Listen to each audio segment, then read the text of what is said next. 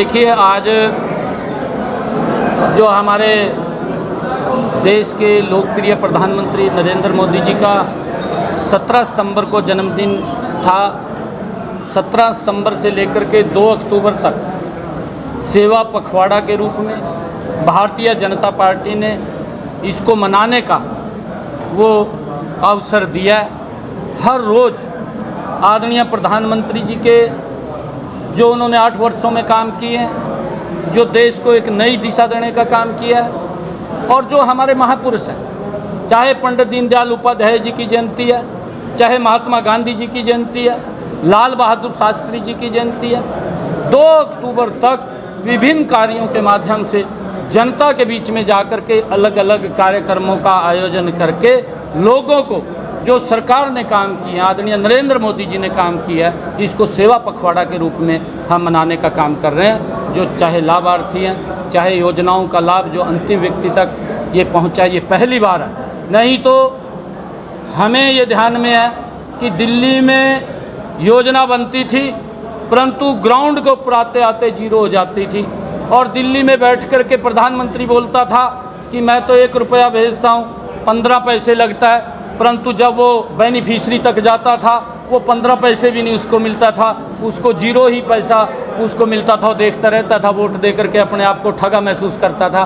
परंतु नरेंद्र मोदी जी ने इन 8 वर्षों के अंदर इस प्रकार का सिस्टम देश के अंदर बनाया है कि अगर 1 रुपया दिल्ली से आता है तो बेनिफिशरी को डायरेक्ट 1 रुपया मिलता है। बीच के सारे बचौलिए बंद कर दिए हैं। उन सब बातों को लेकर के जो योजनाएं हैं, चाहे प्रधानमंत्री किसान सम्मान निधि है, चाहे प्रधानमंत्री आयुष्मान योजना है, चाहे प्रधानमंत्री जन आरोग्य योजना है, चाहे प्रधानमंत्री आवास योजना है, चाहे जन धन खाते के माध्यम से उनको लाभ पहुँचाने की बात है, चाहे प्रधानमंत्री हर घर नल और स्वच्छ जल पहुँचाने की बात है, चाहे प्रधानमंत्री जी द्वारा जो गांव का विकास किया गया, चाहे प्रधानमंत्री जी द्वारा देश की जो समस्याएं हैं, चाहे वो धारा 370 है, चाहे वो बोडो की असम की समस्या है, चाहे वो राम मंदिर का मुद्दा है, चाहे मुस्लिम बहनों को सम्मान देने की बात है, ट्रिपल तलाक का जो विषय था, चाहे हमारे जो धर्म के आधार के ऊपर पीड़ित लोग थे उनको सम्मान देने की बात है, जो सीए का सिटीजनशिप अमेंडमेंट बिल लेकर के आए, ऐसी समस्याओं का समाधान किया जिनको लोगों को जिनकी आवश्यकता थी और लोग चाहते थे, देश चाहता था कि इन समस्याओं का समाधान हो। उन समस्याओं का आदरणीय प्रधानमंत्री नरेंद्र मोदी जी ने वो समाधान करने का काम किया। चाहे रोड के इंफ्रास्ट्रक्चर बढ़ाने का काम किया, चाहे लोगों के जीवन को सरल करने का काम किया। आप देखिए, मेरी लोकसभा क्षेत्र के अंदर जितने भी रेलवे फाटक थे, उन फाटकों को कहीं पर ओवरब्रिज बनाने का काम किया, कहीं पर अंडर ब्रिज बनाने का काम किया। कुरुक्षेत्र जैसे शहर के अंदर रेलवे एलिवेटेड ट्रैक बनाने का बड़ी गति से काम चल रहा है। चाहे मेरे लोकसभा क्षेत्र के अंदर एक्सप्रेसवे बनाने की बात है, चाहे 4 लेनिंग बनाने की बात है, ये सारे के सारे काम नरेंद्र मोदी जी ने इन 8 वर्षों के अंदर किए हैं और उसका लोगों तक लाभ पहुंच रहा है। और मैं ये कहना चाहूँगा कि किसानों को भी आदरणीय प्रधानमंत्री जी ने प्रधानमंत्री किसान सम्मान निधि दे करके उनको सुरक्षित, उनको मजबूत करने का काम नरेंद्र मोदी जी ने किया है। और चाहे किसानों को प्रधानमंत्री फसल बीमा योजना के माध्यम से उनको सुरक्षित करने का काम किया है। और भाइयों, योजना सर नहीं मिल रही, और चाहे किसी और योजना का लाभ उन तक पहुंचाने का काम वो नरेंद्र मोदी जी ने किया। और भाइयों, मैं आप लोगों को कहना चाहूँगा कि विपक्ष ने जिस प्रकार का एक हवा ये बना रहे हैं कि कोई भी योजना आती है उस योजना का खाली विरोध करना। प्रधानमंत्री किसान सम्मान निधि लेकर के आए, कांग्रेस ने विरोध किया, 55 साल के अंदर उन्होंने नहीं दिया। प्रधानमंत्री फसल बीमा योजना लेकर के आए, कांग्रेस ने उसका विरोध किया।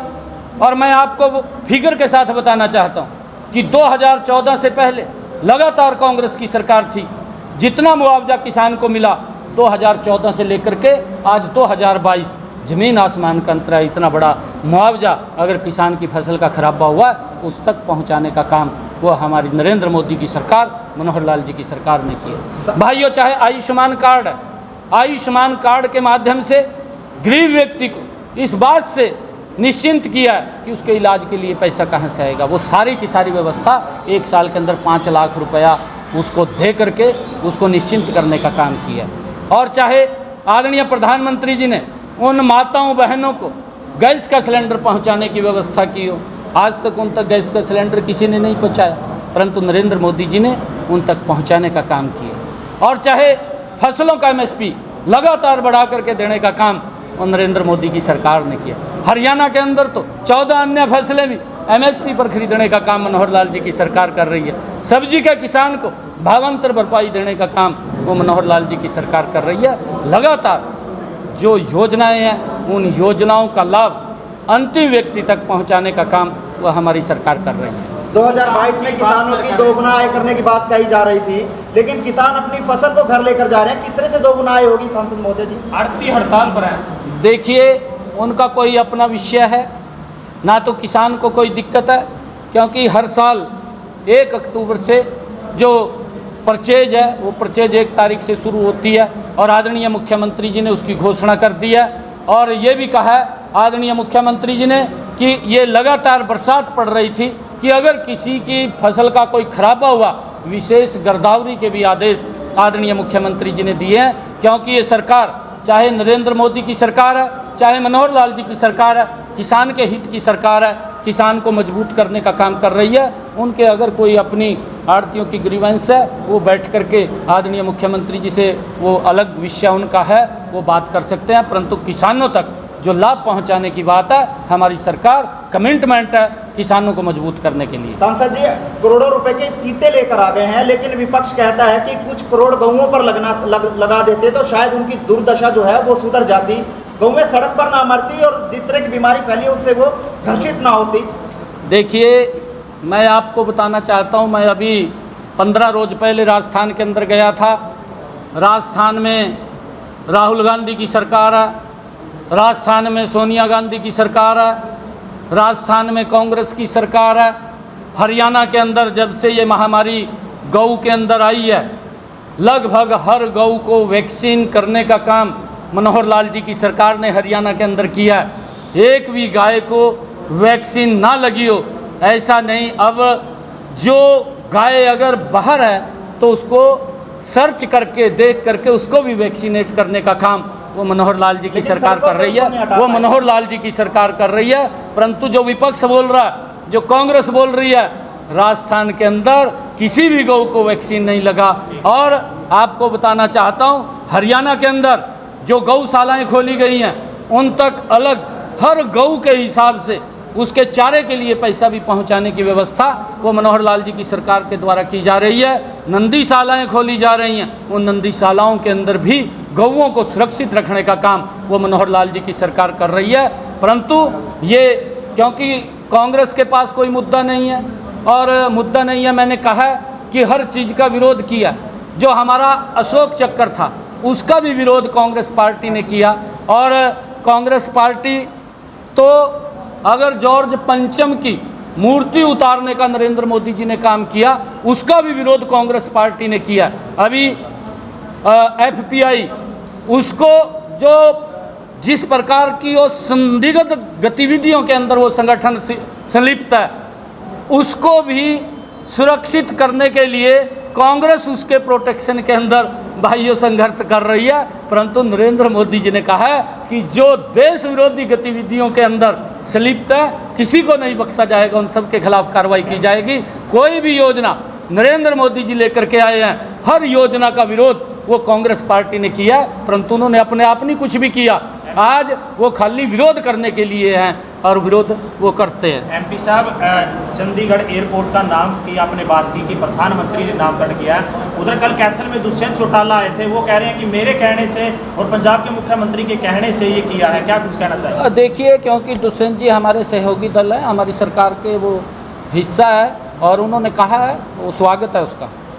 चीतों को हिरण का मांस परोसने की खबरों पर कुलदीप बिश्नोई ने भी आपत्ति जताई है। बिश्नोई समाज ने मोर्चा खोल दिया, क्या कुछ कहना चाहेंगे? कोई मोर्चा नहीं खोल लिया, मेरे को तो नहीं, कोई मोर्चा नहीं खोला, कुलदीप बिश्नोई ने कोई मोर्चा नहीं खोला।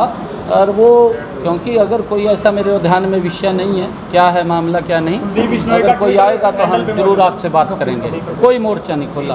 और मैं आप लोगों को 29 तारीख को भारतीय जनता पार्टी का जिला का कार्यालय कैथल के अंदर कपिल कमल के नाम से वो खुल रहा है, और उसका उद्घाटन करने के लिए हमारे भारतीय जनता पार्टी के प्रदेश के प्रभारी और त्रिपुरा के पूर्व मुख्यमंत्री आदरणीय विप्लव देव जी वो आ रहे हैं। हमारे भारतीय जनता पार्टी के हरियाणा के लोकप्रिय अध्यक्ष आदरणीय ओम प्रकाश जी धनखड़ वो यहाँ पर मौजूद हैं। आप सबको भी मैं निमंत्रण देता हूँ कि आप सब वहाँ पर जरूर उस उद्घाटन अवसर के ऊपर पधारें। आप लोगों का हम वहाँ पर स्वागत कर सकें, आप लोगों को हम आवभगत कर सकें। आप जरूर वहाँ पर पधारें, मैं आप लोगों से निवेदन करता हूँ।